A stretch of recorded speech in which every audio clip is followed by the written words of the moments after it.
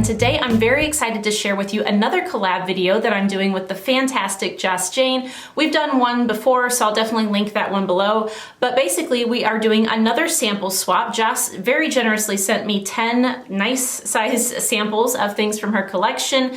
Most of these are niche, some are designer, and I think there's actually one clone in here as well. But basically I'm just gonna go through, share my thoughts on each, which ones do I like, which ones do I not like so much. And then obviously Joss is doing the same thing on her channel, so definitely check out the link that I'll put for her video below and see what she thinks about some of my fragrances. I decided to rank these as I create this video because I have had a chance to play with these a little bit already, and so my least favorite will be first, and then I will save my favorites for the very end. All right, so let's get started with my least favorite of the bunch. This one is from Etat Libre d'Orange, and it's called Vraie Blonde, I think is maybe how you say that. This one was created by Antoine Maisondieu, and I remember seeing the notes for this before and being kind of excited to try it because the note of champagne is in here, as well as I think cognac, and there were some other things that I really enjoy as well. However, I do not like this. I really don't like this. It's very aldehydic to me. And I think there's also peach in here, which is a note that I really struggle with. Occasionally there'll be a fragrance with peach in it that I enjoy, but many, if not most, that include peach I don't really care for. And so I'm not huge on aldehydes and I'm not huge on peach, and I think those are the two things in this fragrance that are really kind of putting me off from it. I will say though, it does have a redeeming quality in that I can actually pick up that champagne accord. I do think I'm going to try to wear this one more time, even though I didn't really like it when I wore it the first time. But there is something in here that I do enjoy. So even though as a whole I really don't care for Vraie Blonde at all, I do think that there is potential to learn something from it because there's something in here that I really like, and there's also something in here that I really don't like. The only other fragrance out of these 10 that I did not care for is this one from Annick Goutal. It's called Songes, or maybe Songes. It's S-O-N-G-E-S, so I'm not exactly sure how you pronounce that. But it's not because it's a bad fragrance, and I don't think the last one was either. It's because it's in a style that I don't care for, and that is a very white floral heavy style. Definitely pick up jasmine in this, and for those of you who watch my videos, you know sometimes when I smell jasmine, I perceive it to smell like halitosis. This isn't quite there, but it's like tap dancing on the edge of halitosis to me, which is why I don't care for it. However, I do pick up some like tropical sort of florals, like maybe frangipani, tiara flower, ylang ylang, things like that. And I think there's a touch of vanilla in here to sweeten it up a little bit because it's not just straight floral, although it's mostly white florals. So if you like that style of fragrance, I think this might be a good one to try. But if you are like me in that you don't care for those heady white florals, I would not recommend Annick Goutal's Songes. Oh, and before I forget, the perfumer for this was Isabelle Doyen. The next 3 or 4 fragrances are all ones that I like, but not necessarily enough to really ever own a bottle or anything, but I find them enjoyable. So the first one up, which is my least favorite of these next handful, is Fragrenza's Signorina Miele. Miele in Spanish means honey, so I'm not sure if that's what it means here as well, but basically this one from Fragrenza, the Signorina Miele, is supposed to be a clone for the original Miss Dior Cherie. I probably smelled that at one point, but I don't remember smelling it, and even if I could remember smelling it, it's been so long I couldn't tell you if this actually smells like it or not, so no comment on whether or not it actually does a good job duping Miss Dior Cherie. To me, this is a very light fragrance. It's a fruity floral kind of style. I get some sort of like a berry note. I think there's a little bit of citrus in the opening. There could be other fruits as well, but it to me smells like citrus and berries a little bit in the opening. I also get some florals. There could be jasmine in here. I think there's rose, and then I get a touch of musk. I'm sure there are some other notes in here as well, but that's the main thing I pick up. Like I said, it's a pretty light fragrance. It is one of those fragrances that I would classify as a traditionally pretty style fragrance. A lot of fruity florals I think would fall into that category. I don't think that Signorina Miele will offend anybody. I mean, it's just not strong enough, honestly, to offend anybody. It's really light. It's very pretty. But if you do enjoy fruity florals, or you liked the original Miss Dior Cherie, which is no longer available, you could definitely check out Fragrenza's Signorina Miele. It's not a style that's for me, but I do find it enjoyable. The next one up that I enjoy, but not really enough to buy a full bottle, is Jo Malone's Star Magnolia. This one I think is kind of a traditional Jo Malone style fragrance. It was created by Anne Flippo, I'm not sure how you say her last name. But anyway, this, you know, in that traditional sort of way, is a pretty and soft fragrance from Jo Malone, because most of them are fairly soft, but very beautiful. And this definitely is a very beautiful fragrance. It's well composed. Obviously you get magnolia, hence the name. I thought when I heard star in this that maybe there would be star anise, but I don't think that there is. To me, I get the magnolia with a touch of some sort of citrus in there. Maybe a bit of, I don't know what it is, something that kind of gives it this greenness to it. I'm not exactly sure what it would be, but something that makes it a little bit green. And then I think that there's a touch of maybe ginger. I think it might be ginger in here. And of course, there's something that kind of gives it this soft, woody dry down. Could be cedar, could be something else. A lot of Jo Malone fragrances have that sort of style of dry down though. So I think this fits in really well with the Jo Malone line of fragrances. I think if you like Magnolia, this is a good one to try. I, again, am not a huge Magnolia lover, though I do think that this is a really nice fragrance. Most Jo Malones I don't think are gonna put many people off. I think it's a safe sort of house to go with. A lot of people complain about the longevity. The longevity on Star Magnolia wasn't fantastic. It was kind of on par for a Jo Malone, maybe slightly better actually than some of the Jo Malones. But like I said, I enjoy that one, just not enough to purchase a full bottle. Next up is Viktor and Rolf's Flowerbomb Nectar. So this is one of the flankers of Flowerbomb. Lots of people love Flowerbomb. I've never owned it, although I've smelled it many times and I have a sample of it somewhere.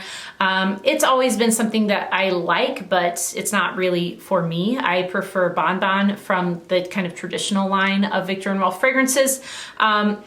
But yeah, so this you can definitely tell is related to Flowerbomb when you smell it. I get the florals. I think it's maybe orange blossom and jasmine that are in here.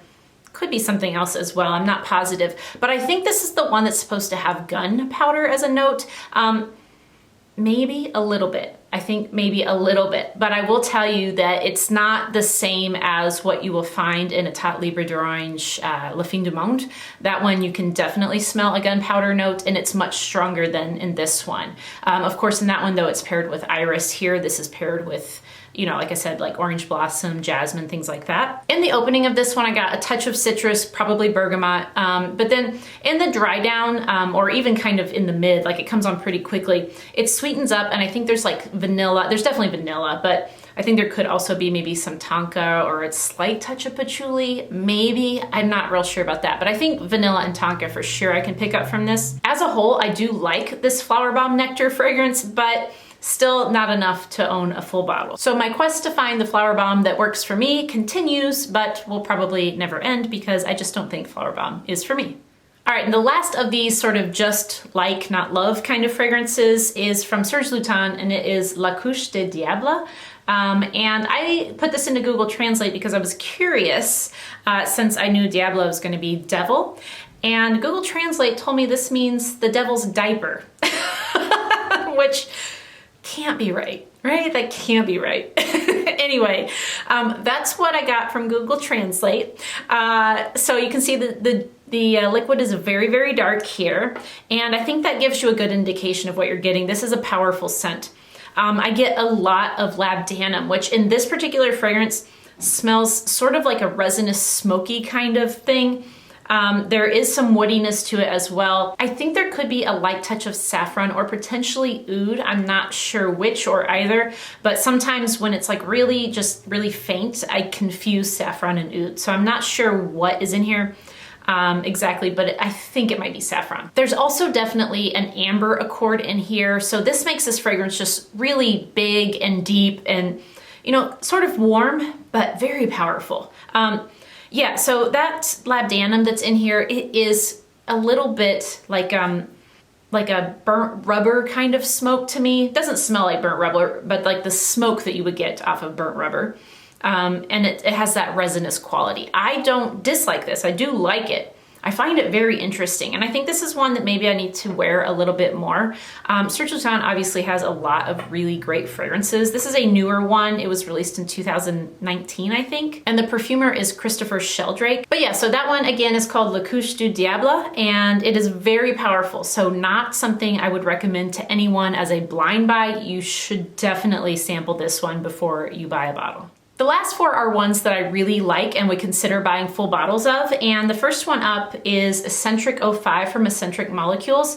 Now, I believe, I'm not super familiar with this house, but I believe basically the idea is that the molecule line has just individual molecule fragrances, so like one of them is just basically ISOE Super, one's just Ambroxan, etc.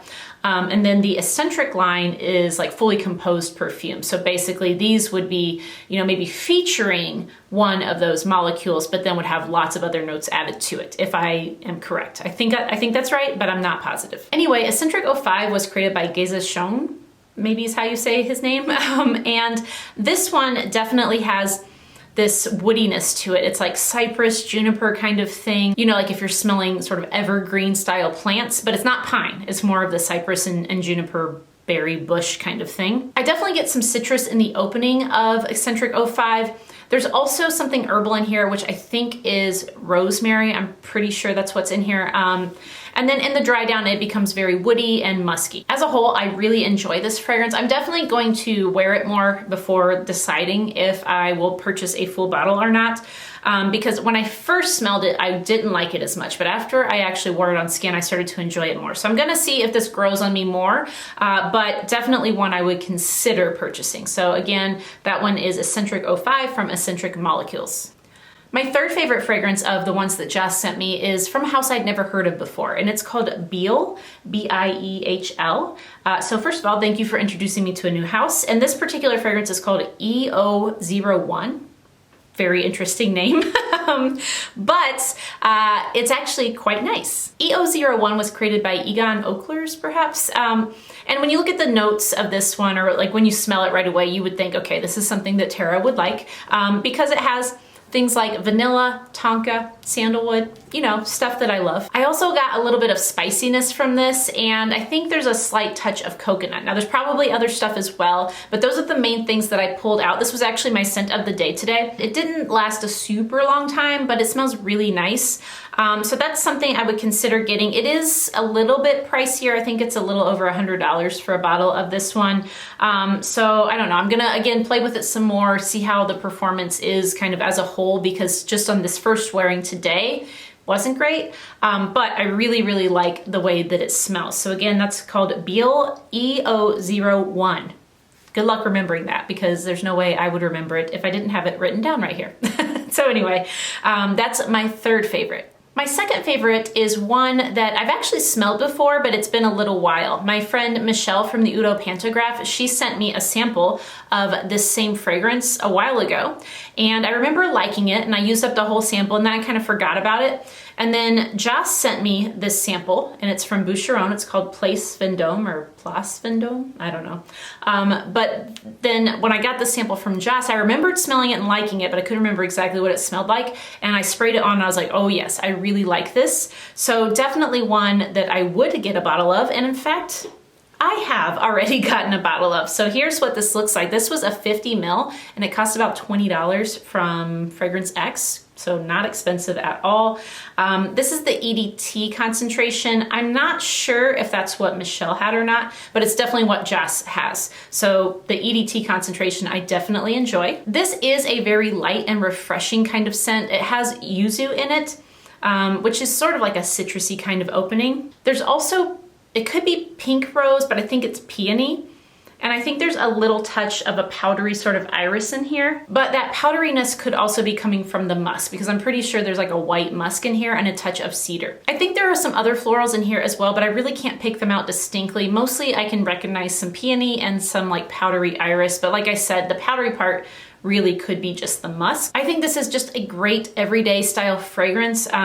Probably would do best in spring and summer, but especially spring. However, I've really been enjoying wearing it recently, and obviously I like it a lot because I already purchased a full bottle. So again, here's what that looks like if you are interested in the full bottle, and it has this little it's like a pinkish sort of domed top here. But that's called Boucheron Place Vendome, and I have the EDT. Oh, and I almost forgot, this was created by Nathalie Lorson and Olivier Cresp. All right, so now we are on the final fragrance, my favorite one of the bunch, and that is one that was marketed towards men. It is called Moschino Toy Boy. And Toy Boy, I think, really is a unisex fragrance. Honestly, I don't know if they should have changed their marketing or not, because it definitely has a vibe to it if you look at their ads for this particular fragrance. But, you know, if they had marketed it as a unisex fragrance, then maybe more women would try it, and I think women should try this.